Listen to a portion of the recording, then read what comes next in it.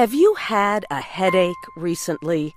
If your answer is yes, you are like many millions of people worldwide who experience pain in the head. The pain can be temporary, mild, and cured by a simple painkiller like aspirin, or it can be severe. The National Headache Foundation says more than 45 million people in the United States suffer chronic headaches. Such a headache causes severe pain that goes away but returns later. Some headaches may prove difficult and require time to treat. But many experts today are working toward cures or major help for chronic headaches. The U.S. Headache Consortium is a group with 7 member organizations. They are working to improve treatment of one kind of headache, the migraine. Some people experience this kind of pain as often as 2 weeks every month. The National Headache Foundation says about 70% of migraine sufferers are women. Some people describe the pain as throbbing, causing pressure in the head. Others compare it to someone driving a sharp object into the head. Migraine headaches cause Americans to miss at least 150 million workdays each year. A migraine can be mild, but it also can be so severe that a person cannot live a normal life. One migraine sufferer is Curtis Crowley of Ellicott City in Maryland. He had head pain as a child. Mr. Crowley says he does not know what kind of headaches they were, but when he suffered severe headaches as an adult, doctors identified the problem as migraine. Today, Mr. Crowley produces and directs films and videos. He says months can pass without a headache, but then he will have 3 migraines within a month. If he takes the medicine his doctor ordered early in his headache, it controls the pain in his head. If not, the pain becomes extremely bad. Sometimes he has had to be treated with a combination of drugs in a hospital. Some people take medicine every day to prevent or ease migraine headaches. Others use medicine to control pain already developed. Doctors treating migraine sufferers often order medicines from a group of drugs known as triptans. Most migraines react at least partly to existing medicine, and most people can use existing medicine without experiencing bad effects.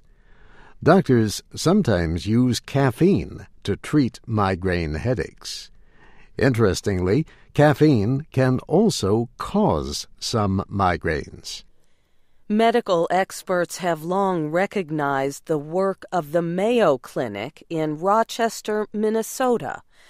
The Mayo Clinic says several foods are suspected of being triggers that start migraines. They include cheese and alcoholic drinks. Food additives like salt and monosodium glutamate also may be triggers.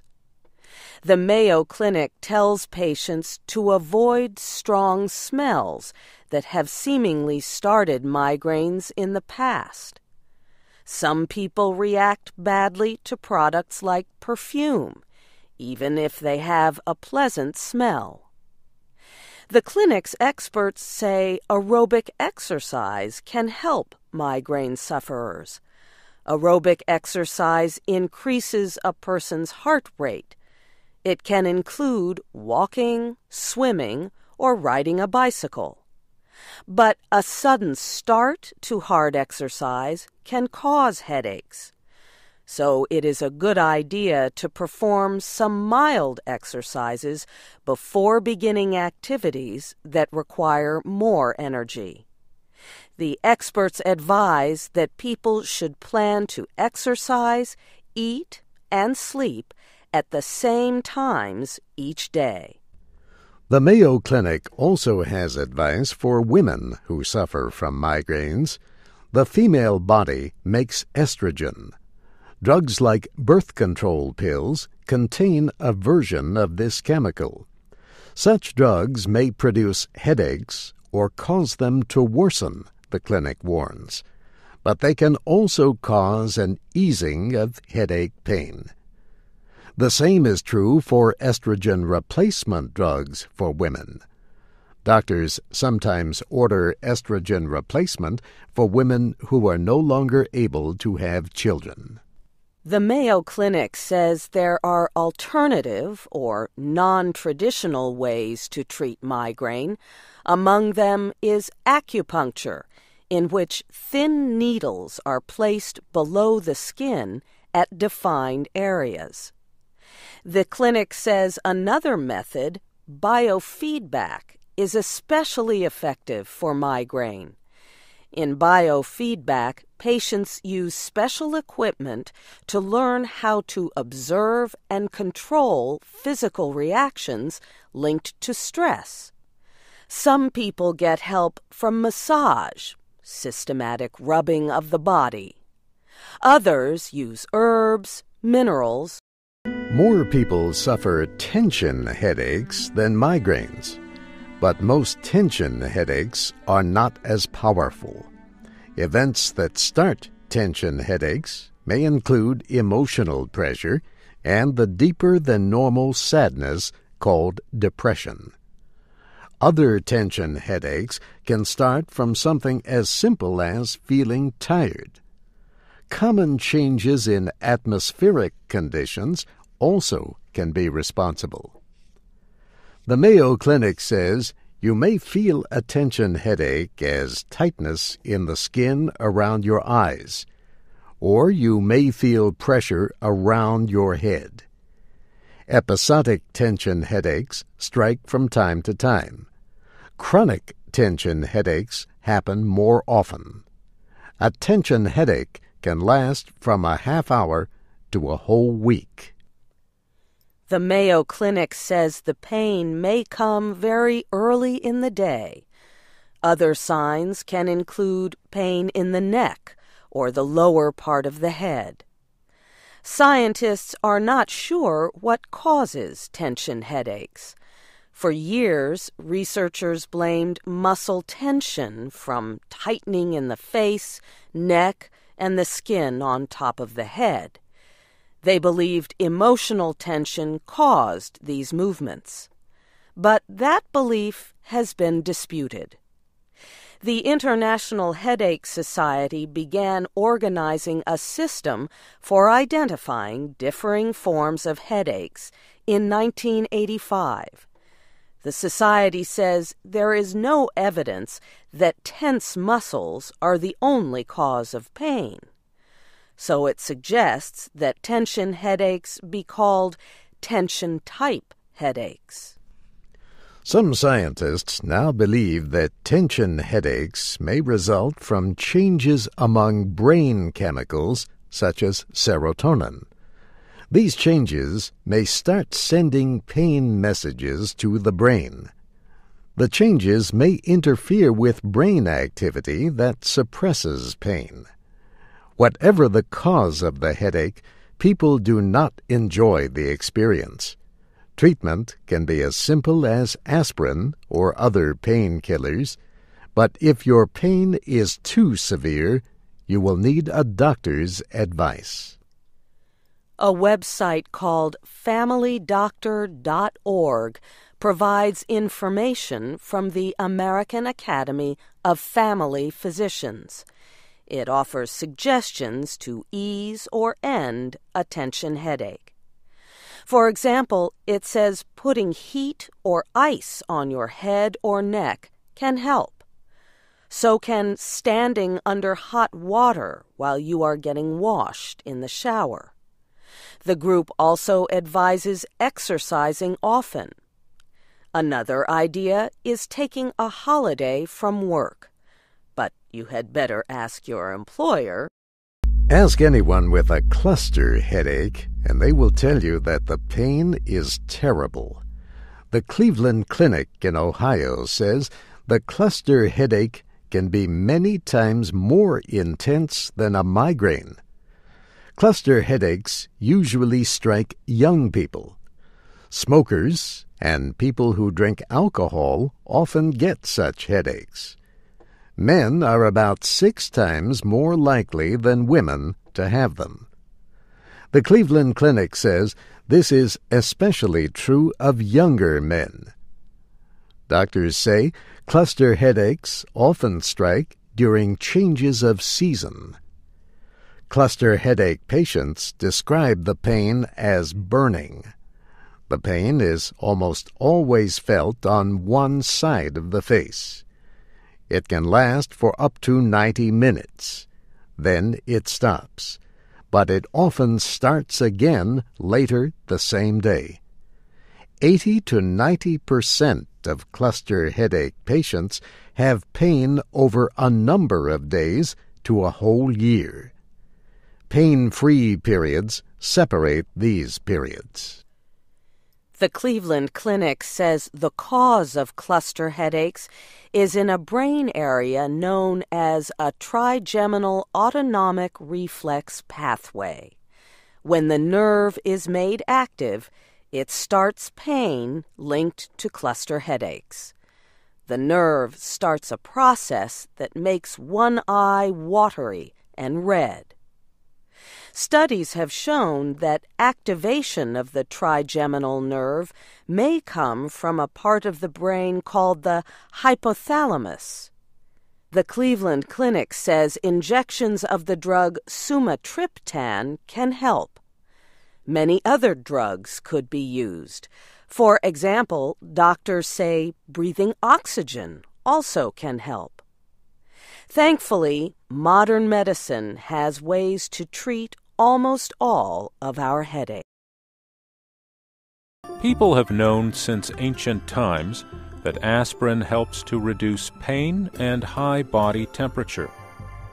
But that is not all aspirin can do. It has gained important new uses in recent years. Small amounts of the drug may help prevent a heart attack or stroke. One study showed that some people who took 2 aspirin pills a day had lower rates of colorectal cancer. And researchers say aspirin may help patients with colon cancer live longer. But others say the acid in aspirin can cause bleeding in the stomach and intestines. And studies showed that aspirin or other pain medicines may lead to loss of eyesight and hearing. So how did aspirin become so important? The story begins with a willow tree. 2,000 years ago, the Greek doctor Hippocrates advised his patients to chew on the bark and leaves of the willow. The tree contains the chemical salicin. In the 1800s, researchers discovered how to make salicylic acid from salicin. In 1897, a chemist named Felix Hoffmann at Friedrich Baer and Company in Germany created acetyl salicylic acid. Later, it became the active substance in a medicine that Baer called aspirin.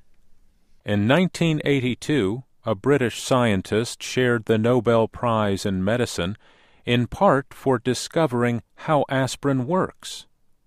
Sir John Vane found that aspirin blocks the body from making natural substances called prostaglandins. Prostaglandins have several effects on the body.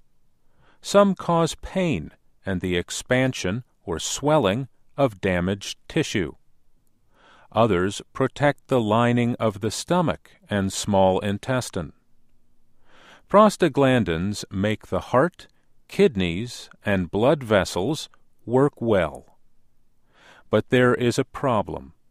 Aspirin works against all prostaglandins, good and bad. Scientists have also learned how aspirin interferes with an enzyme. One form of this enzyme makes the prostaglandin that causes pain and swelling.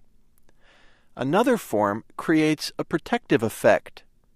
So aspirin can reduce pain and swelling in damaged tissues, but it can also harm the inside of the stomach and small intestine. And sometimes it can cause... Many people take aspirin to reduce the risk of a heart attack or stroke from blood clots. Clots can block the flow of blood to the heart or brain and cause a heart attack or stroke. Scientists say aspirin prevents blood cells, called platelets, from sticking together to form clots. A California doctor named Lawrence Craven first reported this effect in the 1950s. He observed unusual bleeding in children who chewed on an aspirin product to ease the pain after a common operation. Dr. Craven believed the bleeding took place because aspirin prevented blood from thickening. He thought this effect might help prevent heart attacks caused by blood clots. He examined the medical records of 8,000 aspirin users and found no heart attacks in this group. He invited other scientists to test his ideas, but it was years before large studies took place. Charles Hennekins of Harvard Medical School led one of the studies. In 1983, he began to study more than 22,000 healthy male doctors over 40 years of age. Half took an aspirin every other day. The others took what they thought was aspirin, but it was only a placebo, an inactive substance. 5 years later, Dr. Hennekins reported that people who took aspirin reduced their risk of a heart attack, but they had a higher risk of bleeding in the brain than the other doctors. A few years ago, a group of experts examined studies of aspirin at the request of federal health officials in the United States. The experts said people with an increased risk of heart attack should take a low-strength aspirin every day. Aspirin may help someone who is having a heart attack caused by a blockage in a blood vessel. Aspirin thins the blood, so the blood may be able to flow past the blockage. But experts say people should seek emergency help immediately, and they say an aspirin is no substitute for treatment, only a temporary help. But what about reducing pain? Aspirin competes with other medicines for reducing pain and high body temperature. The competition includes acetaminophen, the active substance in products like Tylenol. It also includes ibuprofen, the active substance in products such as Advil. Like ibuprofen, aspirin is an NSAID, a non-steroidal anti-inflammatory drug. Several studies have found that men who take aspirin or other NSAIDs have a decreased risk of prostate cancer. The prostate is a gland and part of the male reproductive system. Researchers at the Mayo Clinic in Minnesota wanted to see how NSAIDs might affect prostates that are enlarged but not cancerous. They followed the health of 2,500 men for 12 years. The researchers said these drugs may delay or stop development of an enlarged prostate. They said the risk of an enlarged prostate was 50% lower in the NSAID users than the other men. The risk of bladder problems was 35% lower. Other studies have suggested that aspirin can help with cancer prevention and survival. They showed that aspirin may help prevent cancers of the stomach, intestines, and colon. In 2008, European researchers reported that aspirin may have what they called a long-term protective effect against colorectal cancer. Peter Rothwell of the University of Oxford led the researchers. They found that people who took one aspirin a day for about 6 years reduced their risk of colon cancer by 24%, and deaths from the disease dropped by 35%. In 2010, The Lancet published the combined results of a larger observational study, also led by Professor Rothwell. This time, he and other researchers found that taking a small aspirin once a day reduced death rates from a number of common cancers.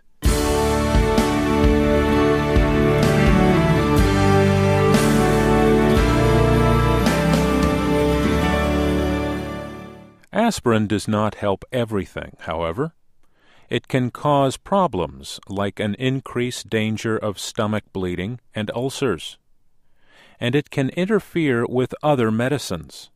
Also, some people should not take aspirin.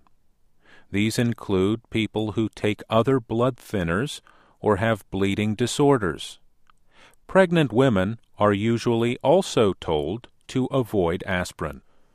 Research has shown a link between aspirin use and a condition called Reye's syndrome. Children's doctors say patients up to age 19 should not take anything containing salicylatic products when sick with high temperatures. Recently, American researchers reported finding a small link between aspirin use and one kind of blindness. Age-related macular degeneration, or AMD, affects older adults.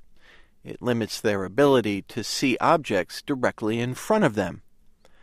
Barbara Klein of the University of Wisconsin led the study.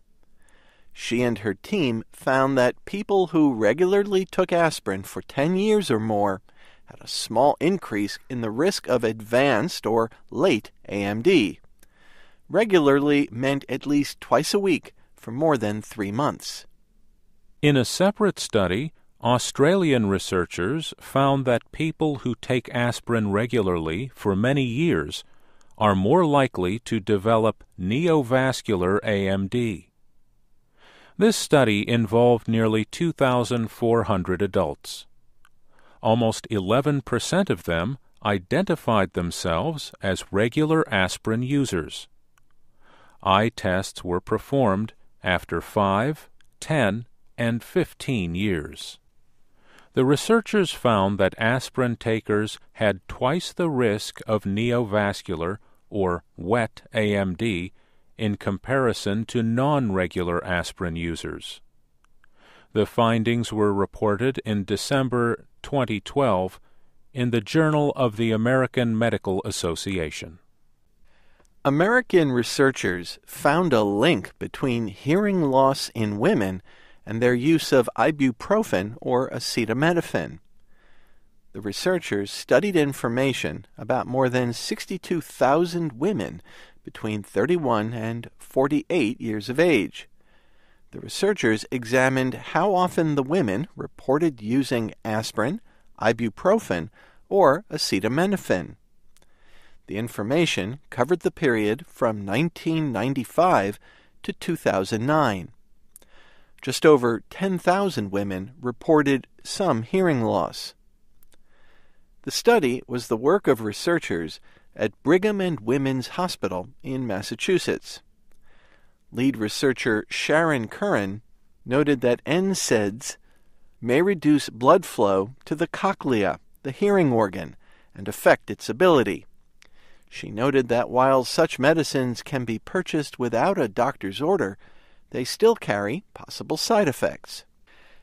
Experts say most people should not take aspirin for disease prevention without first talking to a doctor because there are risks. Some researchers have even said that some people get little or no protection from aspirin. So research continues on one of the oldest and most... Meet the new mammal. The olingido is new to science, although it has been living in the cloud forest of South America for some time, unknown to researchers. Scientists say the olingido is the first new carnivore discovered in the Americas in more than 30 years. It is a hairy, orange-brown creature with a sweet face and big eyes. The animal has small, rounded ears and lives in the trees. An adult weighs 1 kilogram and measures about 75 centimeters, with half of those centimeters taken up by its ringed tail. The olingido shares its family roots with raccoons and kinkajous. Most of the time, it likes to eat fruit, although it also eats meat. Active at night, the animal has lived in Colombia and Ecuador for a long time, but the olingido did not exist in science books before now. Christopher Helgen is the curator of mammals at the Smithsonian Institution's National Museum of Natural History in Washington.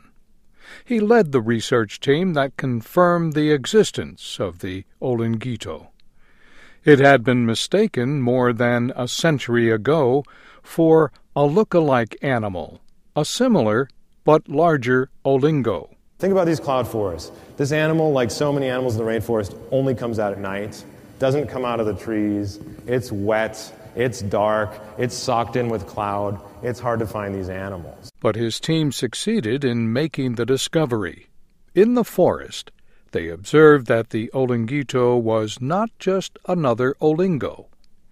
Mr. Helgen had been studying olingos in a museum 10 years ago. At that time, he observed a difference in the size and shape of the heads and teeth. That led him on an effort to prove he was looking at an animal never before described by science. About 10 years of work led Christopher Helgen from museum storage areas to cloud forest in South America. He got lucky when he communicated with a zoologist in Ecuador. The animal expert there made a short video that scientists say shows an olingido in the trees. The video confirms that the olingido is different from the olingo. Mr. Helgen says even people who live near the olingido's forests do not see it as different from similar animals. But it seems the world knew an olingido long before 2013, without knowing it. A female of the species from Colombia was even kept at zoos in the United States during the 1960s and 1970s. But zoo officials thought they were showing an olingo, the similar animal. Christopher Helgen spoke with the keeper of that olingido, who told him a sad story. She said the animal was moved from one zoo to the next because she refused to mate with male olingos. Mr. Helgen says that mating was impossible. The olingido and the olingo are totally different species. So she was not just choosy. Mr. Helgen says tens of thousands of olingidos live in the wild and are not in danger of disappearing forever. Human beings, however, are moving closer to the olingido habitat in the Andean cloud forests. The research team estimates that 42% of historic olingido habitat. America's national parks in Northern California may look clean and untouched, but scientists are finding that the land could have hidden problems. Researchers say pesticide products may have harmed local wildlife, both deep in the forests and up on the mountaintops. They say the pesticides came from agricultural operations in the valleys far below. Researchers with the United States Geological Survey have been catching frogs in the mountains of the Sierra Nevada. They tested the frogs for contamination with agricultural pesticides, chemicals used to protect crops. There is no farming in the national parks, but winds can bring chemicals from farms in California's Central Valley into the mountains. Kelly Smalling is the lead author of the study. She says pesticides could be harmful to animals like frogs. The decline of amphibians has been documented for decades and decades. We know that amphibian populations are declining. Some populations have gone extinct. And why these populations are declining is still a mystery. The researchers also collected samples of pond water and sediments from the bottoms of mountain pools. These samples tested clean, or close to it, but the researchers found evidence of 12 different agricultural pesticides in Pacific chorus frogs from the area. Scientists are concerned about the test results.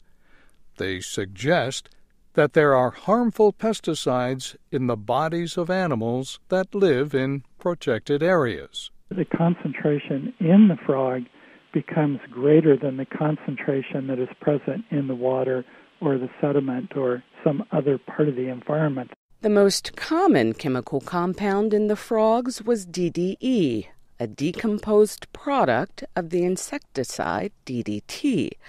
The researchers expected these results. DDT was banned in 1972, but it is a long-lasting chemical.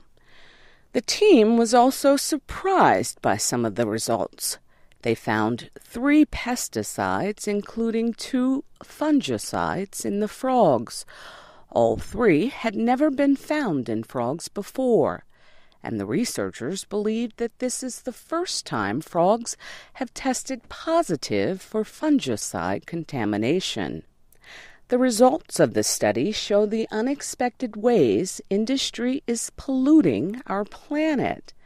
Kelly Smalling says the next step is deciding what to do about it. The first thing that we need to do is understand how these chemicals that we're finding will impact the frogs.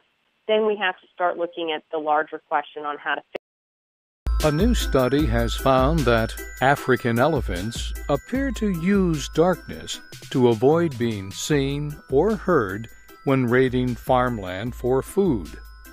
The study also showed that elephants carry out their food raids based on the appearance of the moon or lunar cycle.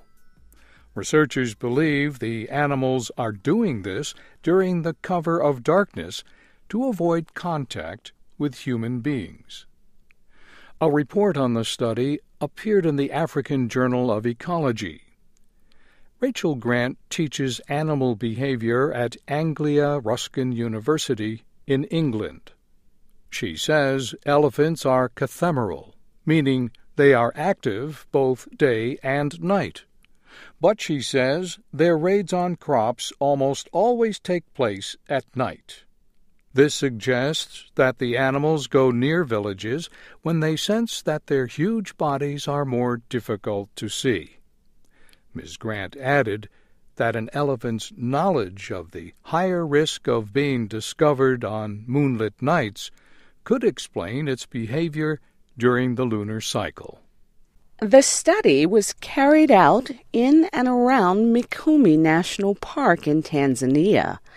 The park has one of the largest populations of wild elephants in Africa.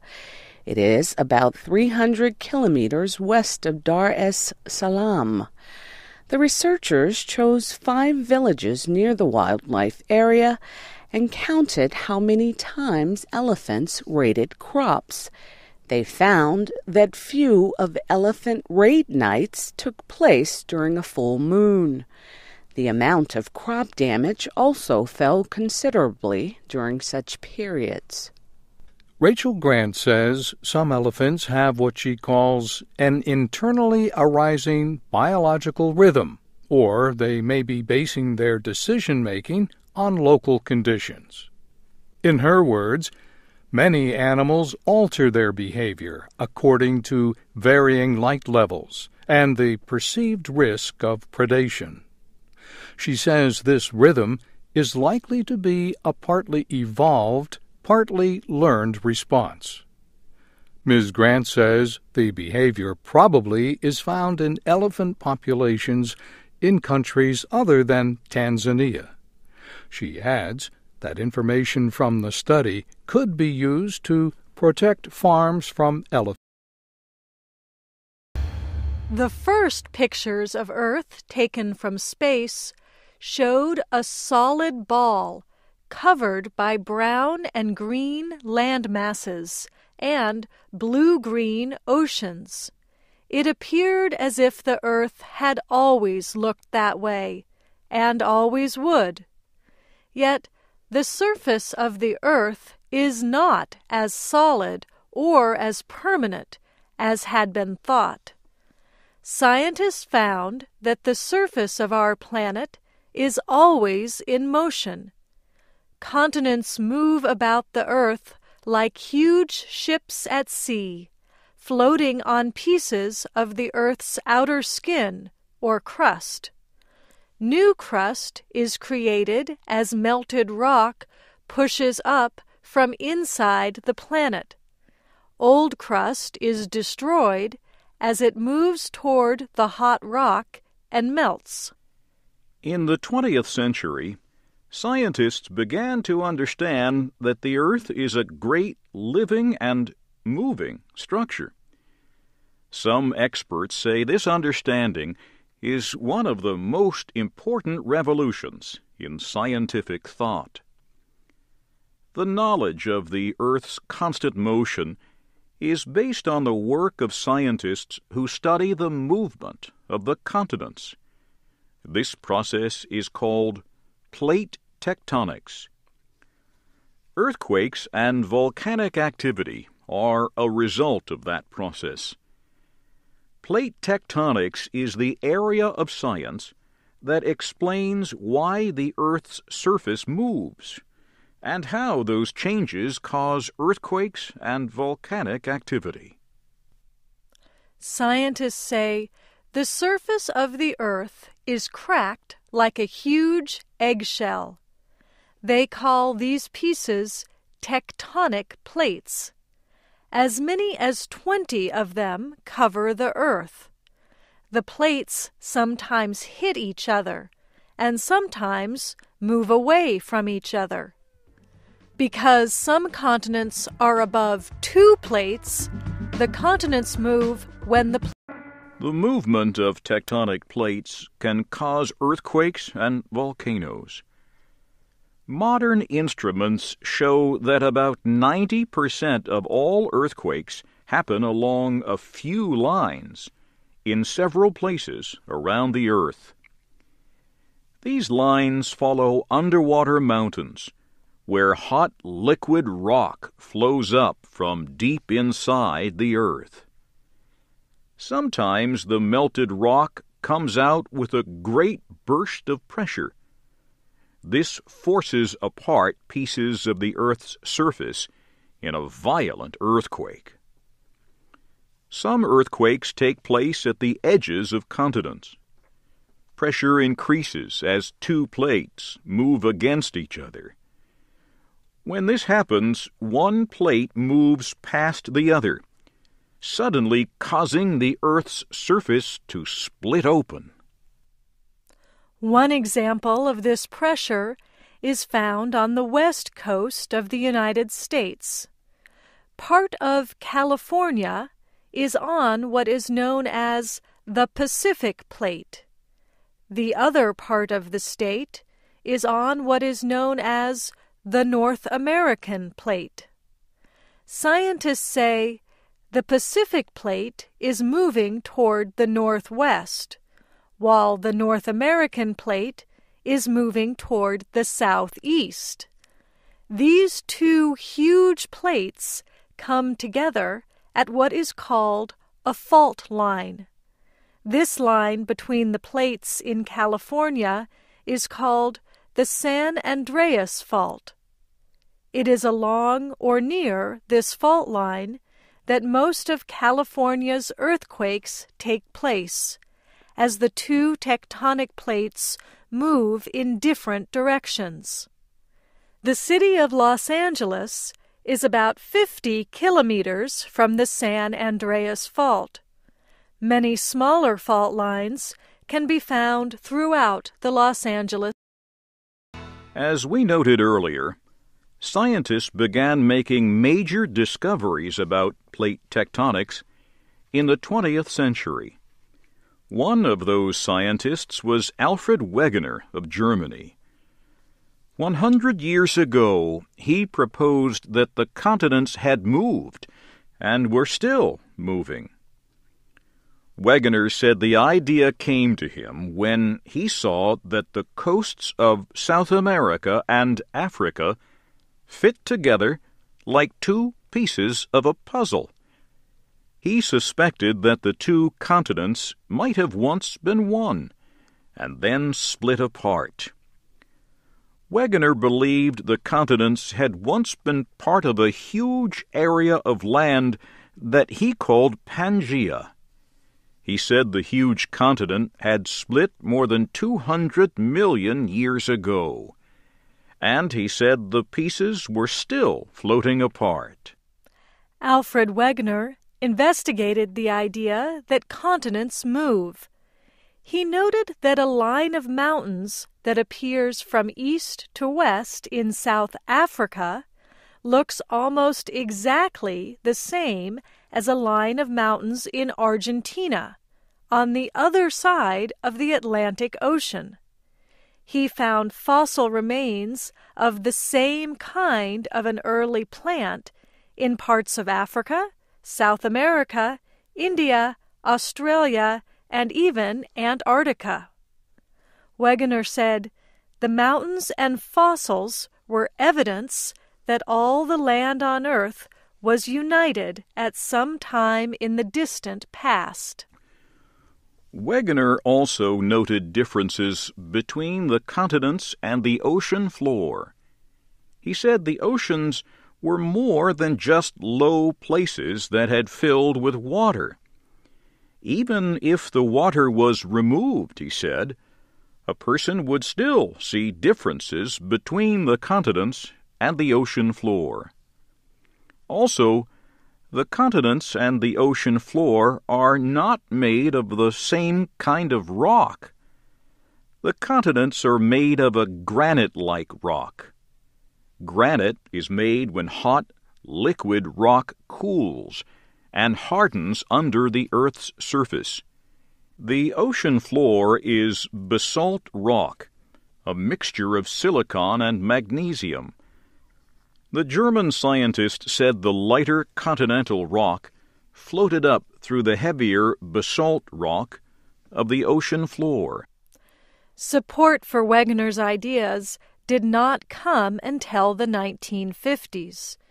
Two American scientists found that the continents moved as new seafloor was created under the Atlantic Ocean. Harry Hess and Robert Dietz said a thin valley in the Atlantic was a place where the ocean floor splits. They said hot melted material flows up from deep inside the earth through the split. As the hot material reaches the ocean floor, it spreads out, cools, and hardens. It becomes new ocean floor. The Americans proposed that the floor of the Atlantic Ocean is moving away from each side of the split. The movement is very slow, a few centimeters a year.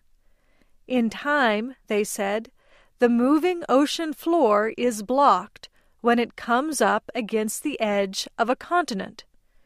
Then it is forced down under the continent, deep into the earth, where it is melted again. Harry Hess and Robert Dietz said, "This spreading does not make the earth bigger. As new ocean floor is created, an equal amount is destroyed." The two scientists said Wegener was correct. The continents do move as new material from the center of the earth rises, hardens, and pushes older pieces of the earth away from each other. The continents are moving all the time, although we cannot feel it. They called their theory sea floor spreading. The theory explains that as the sea floor spreads, the tectonic plates are pushed and pulled in.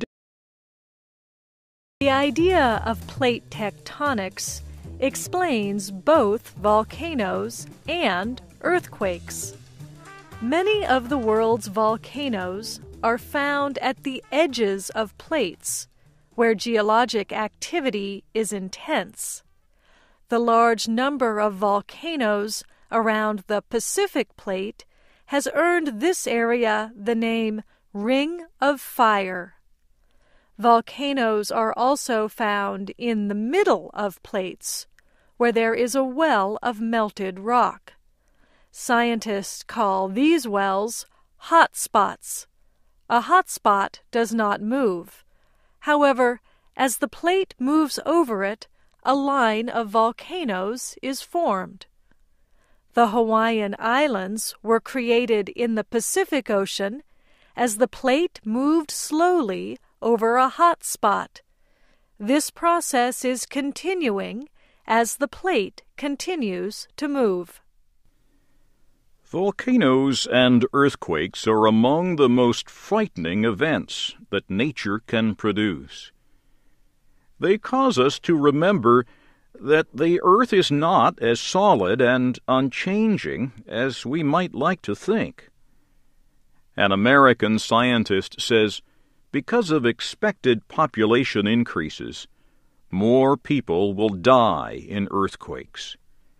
And he thinks there will be more of what he calls catastrophic earthquakes, where large numbers of people die.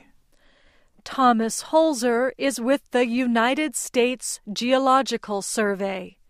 He and James Savage, another USGS worker, studied catastrophic earthquakes in which more than 50,000 people died. The two men also estimated the total number of deaths over the past 500 years. They compared those events to estimates of world population. They found that the number of catastrophic earthquakes has risen as the human population grows. The scientists are predicting about 21 catastrophic earthquakes in the 21st century. Only 7 such earthquakes took place in the last century. And they say total earthquake deaths could more than double if the world population grows to 10.1 billion by 2100. People have been using herbs and spices for thousands of years. Generally, herbs come from the green leaves of plants or vegetables. Spices come from other parts of plants and trees. Some herbs and spices are valued for their taste. They help to sharpen the taste of many foods. Others are chosen for their smell. Still others were used traditionally for health reasons. When people think of improving their diet, they often talk about eating more fruits and vegetables. Others want to eat more fish and less red meat, in addition to reducing the amount of food they eat. But they can improve their diets even more with just a simple addition.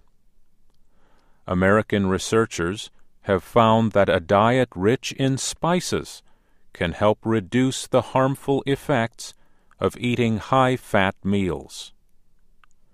Researchers at Pennsylvania State University reported the findings.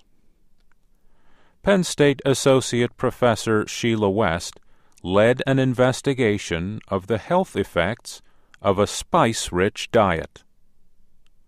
Her team knew that a high-fat meal produces high levels of triglycerides, a kind of fat in the blood. She said, if this happens too frequently, or if triglyceride levels are raised too much, your risk of heart disease is increased. We found that adding spices to a high-fat meal reduced triglyceride response by about 30% compared to a similar meal with no spices added. As part of the study, her team prepared meals on 2 separate days for 6 men between the ages of 30 and 65. The men were overweight but healthy. The researchers added about 30 milliliters of spices to each serving of the test meal, which included chicken curry, Italian herb bread, and a cinnamon biscuit. The meal for the control group was the same, but it did not include any spices. Ann Schoulis-Ray also served on the research team. She said the team used paprika, rosemary, oregano, cinnamon, turmeric, black pepper, cloves, and garlic powder. She said these spices were chosen because they had demonstrated strong antioxidant activity under controlled conditions in a laboratory. During the experiment, the researchers removed blood from the men every 30 minutes for 3 hours. They found that antioxidant activity in the blood of the men who ate the spicy meal was 13% higher than it was for the men who did not. In addition, insulin activity dropped by about 20% in the men who ate the spicy food. Sheila West says many scientists think that oxidative stress leads to heart disease, arthritis, and diabetes. And what exactly is oxidative stress? Think of an apple that has been cut in half and set aside for half an hour or so. The cut side of the apple turns brown. That is a simple explanation of what happens when oxidative stress comes in contact with the inside and outside of our bodies. Professor West says antioxidants, like spices, may be important in reducing oxidative stress and thus reducing the risk of chronic disease. She adds that the level of spices used in the study provided the same amount of antioxidants found in 150 milliliters of red wine, or about 38 grams. Other scientists are helping to uncover the secrets of spices and herbs. For example, Purdue University researchers in Indiana say red pepper may help people lose weight. They say this could be especially true for people who do not usually add peppers to their food.